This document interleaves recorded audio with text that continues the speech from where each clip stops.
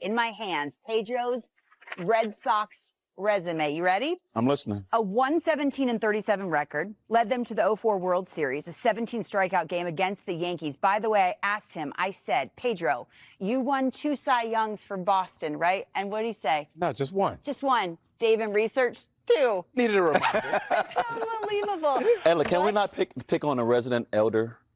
Can we just give him a break? Come on, Jimbo. Just a little bit. Yeah, but that's a low blow, man. I love you, Pedro. I love you, Papa. I think of you. What does and has this uniform meant to your life in that city? A lot more than people think. The biggest achievement for me in life was probably handing the trophy to Boston after 86 years of suffering, especially from the Yankees. Man, was it tough to just swallow it every single year. But man, I did my individual stuff. That's probably why I didn't remember so much It was all team for you. about having 2 Cy Youngs in the Boston uniform, Sure, because Pedro. I wasn't all about me. I was all about the team, the city winning. And I didn't pay attention to so much about my individual achievements and stuff like that. I just wanted to beat the Yankees. And even though I called them my daddies, I got the opportunity to tell them, who's your daddy now? And I told them, I'm sure they loved it. I honestly always tell the fans that go, Pedro, who's your daddy? I go, well, it used to be you guys And now? until we kick your and sent you home after an 0-3. Kind of 0-3. All I have to do is just go 0-3, and then they all shut down. And that's how special. But that was the most special era for me, to play against those great teams from the Yankees. And as much as I respected them, I didn't like them because they always beat us. They always made us suffer. And they laugh about it too, except that they forgot that we were going to have the last laugh. And that's what we have been doing the last 24 years. My gosh, you were on the other side of this rivalry. There is something about a fan base that lives and dies with every pitch that makes it special. And that's what makes it so intense. I joined the Yankees. I talked to Derek Jeter about this. And he tells the What'd he stories say? of not only playing in the stadium, but just being around the city. Pedro, I don't know if I told you this. Jeter ordered a pizza for delivery. They spell in pepperoni, "Go Pedro," on his pizza. So this is my introductory to this series. I'm scared to go outside. I'm scared to eat. And then I just got to get in there and do it. The great thing about it is the intensity fuels you. It gets you going. Can I ask you a question, though? Let's do it. Did Jeter eat the pizza? He was like, he looked at it. He said it looked good. He's like, I'm not sure if I'm going to touch this one right here. There we go. That was a great decision. That was a great He's the decision. captain. That's why he's That's the right. captain. Every year, this rivalry changes shape. And right now, it's the Yankees at the top of the East and number 99, Jimmy Rollins, at the top of the baseball world. It is so simple to the baseball, his swing. What do you see the first? How can he not be? He's like 6'8". It's true. You know, 280? what I like are the Little adjustments moving he's parts. made over the years. He's had holes in his swing. And I think this ABS is really going to help him out because he's always argued the ball down around his knees, trying to get them to bring it up. Now he has a little backup for that. But what it is about him, he knows he can go from pole to pole. He doesn't have to swing hard. He doesn't have to have a big swing to generate power. He understands it's an age-old philosophy.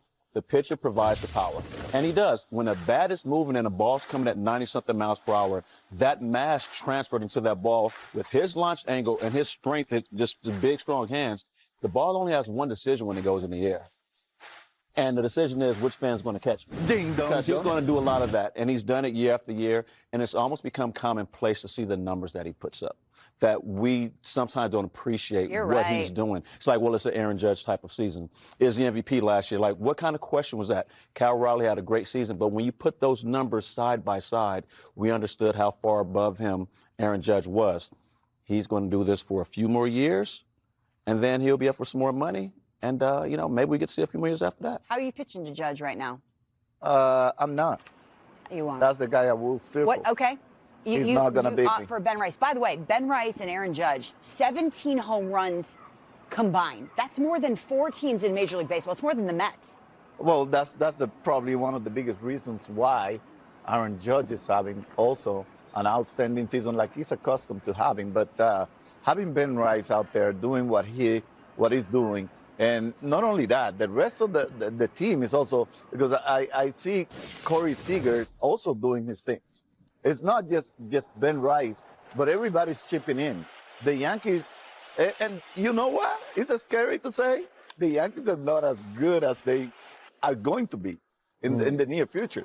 Especially when the pitching comes around, where they're going to be able to hold everybody and at the same time relax and go whack everybody. So the Yankees are just a scary team. They're a really good team. And that guy right there, Ben Rice, might be the nearest competence that probably Aaron Judge will have to being MVP. Wow, That's how high I have him. That is a statement. And Aaron Boone, when he talks about him, he has that same mindset that you just said. Yankees at the top of the East. Red Sox have been going through it. 4 games under 500, 4 games back in the East. You guys always say hitting is contagious. What happens when no one's hitting? And it's tough, especially when you're at the last, that middle stat right there, the last in homers. You talked about Ben Rice and Judge. They have more than the entire Red Sox team. And when you think of the green monster, you aim for it, you go for it, it locks your swing in. And even if you miss, you get rewarded. So once they start to get a little bit of results, banging up against that monster, I think that's going to get things to click for them. What ails the Red Sox? Or are they where you thought they would be, maybe in March?